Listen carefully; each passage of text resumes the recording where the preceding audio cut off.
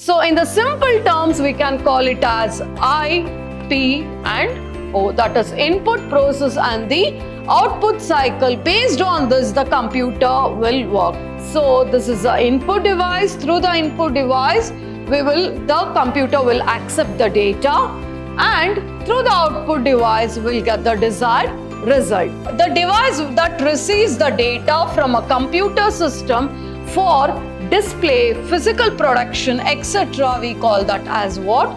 The output device.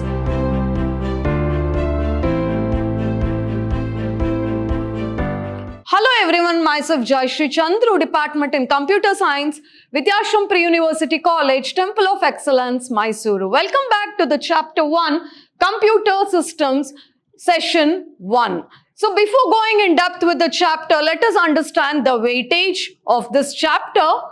So MCQs 1 mark 2 questions, short answer type 2 marks 1 question, long answer type 3 marks 1 question, SA 5 marks, it is 2 questions. So total weightage of this chapter is 17 marks. Let us understand what are the concepts we'll cover in this session.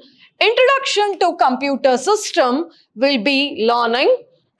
Components of the computer system, how the components, what are the different types of components in the computer system will be learning with the block diagram.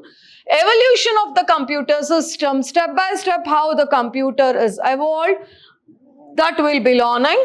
Computer memory and the types, different types of memories will be learning. Of course, the units of the memory, how the memory is being measured, what are the units of the memory we will be learning in this session. Introduction to computer systems. So, computer is an electronic machine. It is a smart device which is programmed to accept the data, that is what we give the data, the input, process it and generate it as a result, that is the output, what we get as the result. So in the simple terms, we can call it as I, P and O, that is input, process and the output cycle. Based on this, the computer will work.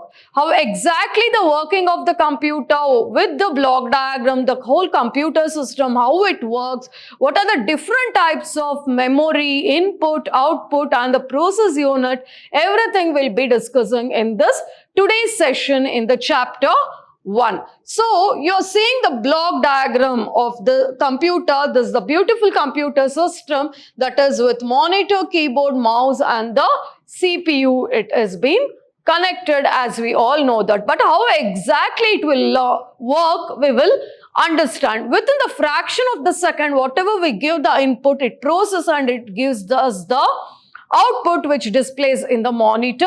So, how the working exactly will take place, let us understand. So, definition of the computer system, a computer along with the additional hardware and the software together is called as what? The computer system. The physical parts, we call it as a hardware.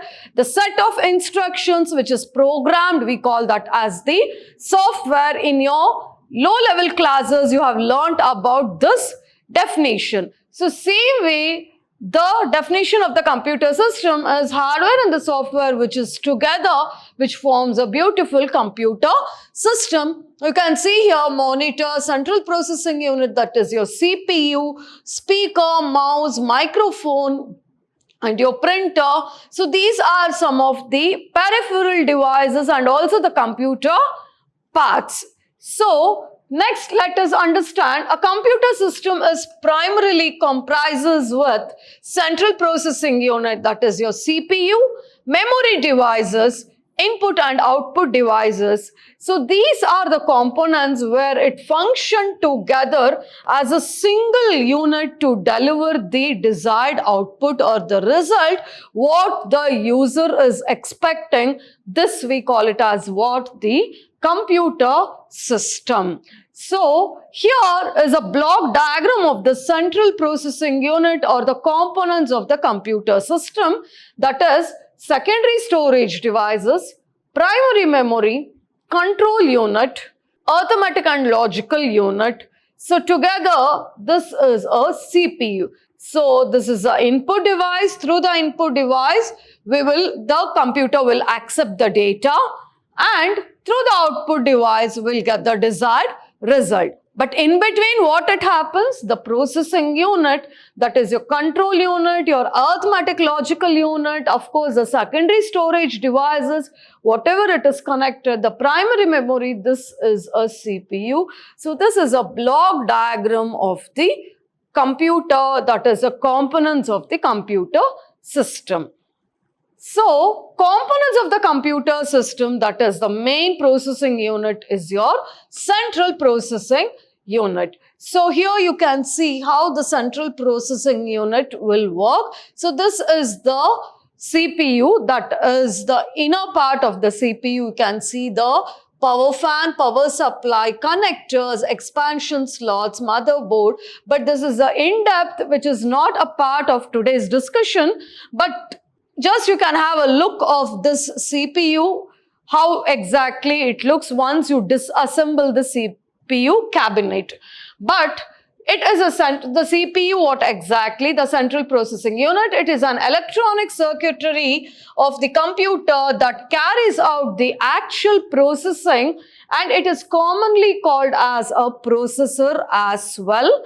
And physically, a CPU can be placed one on more microchips. We call that as what? The integrated circuits. We call that as what? The IC.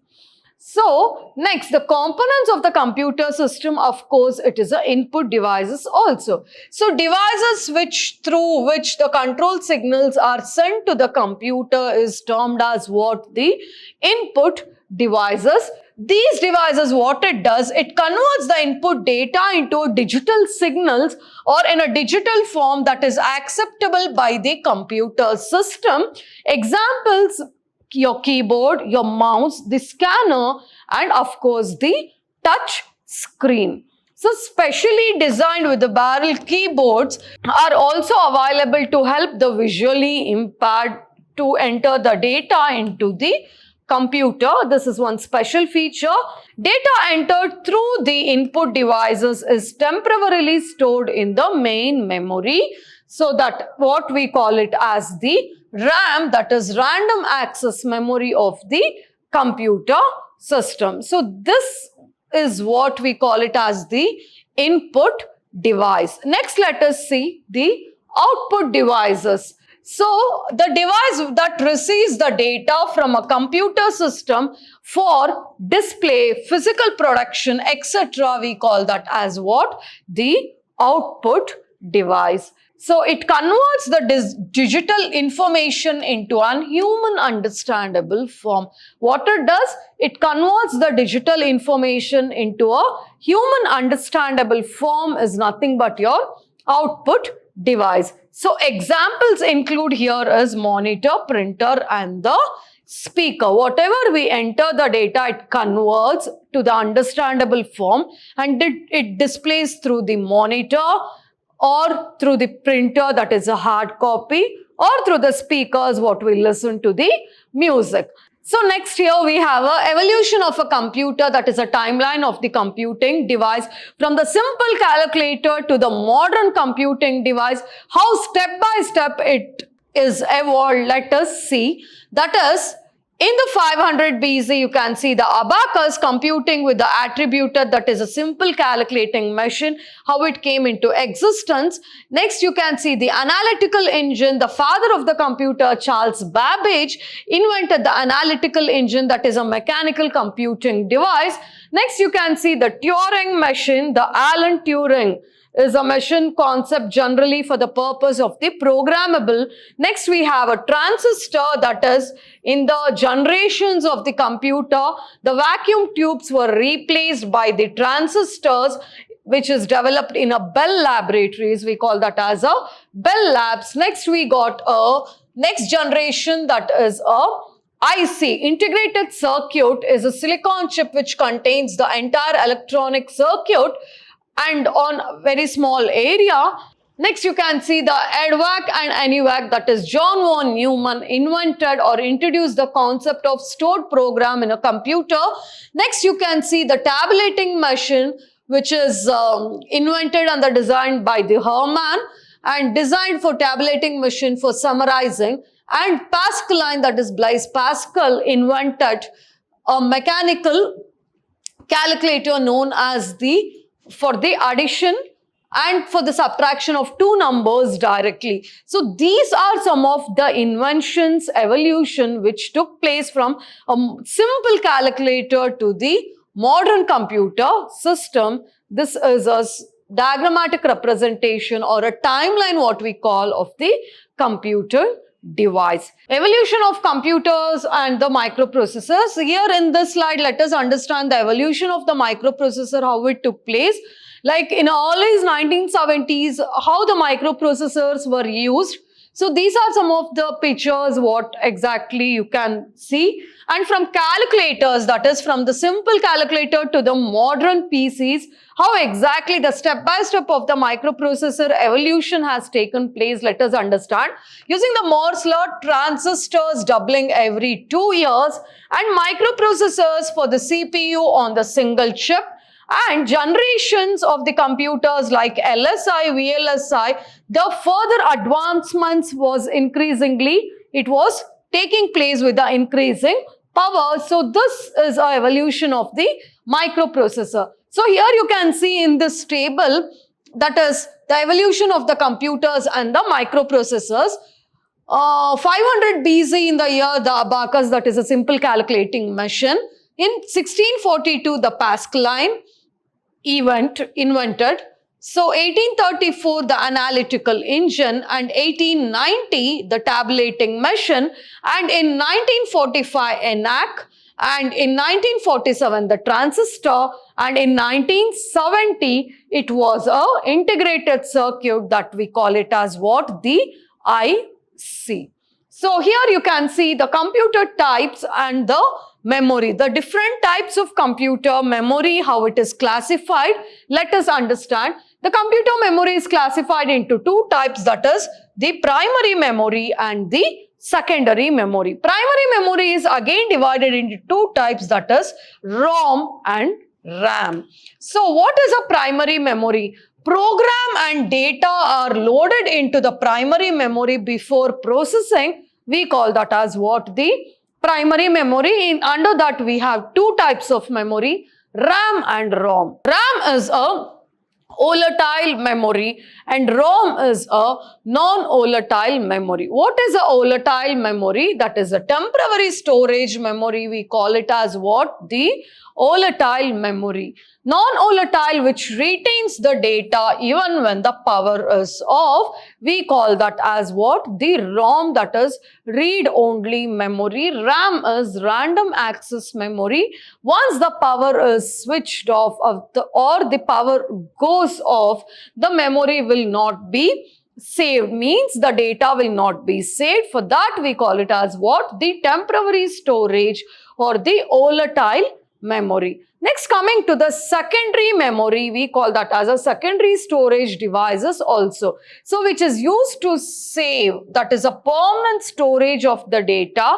We call that as what? The secondary memory. Example, hard disk drives, that is HDD, CD and the DVDs. So next we have a cache memory. What is this cache memory? That is high-speed memory between the CPU and the RAM. We call that as what?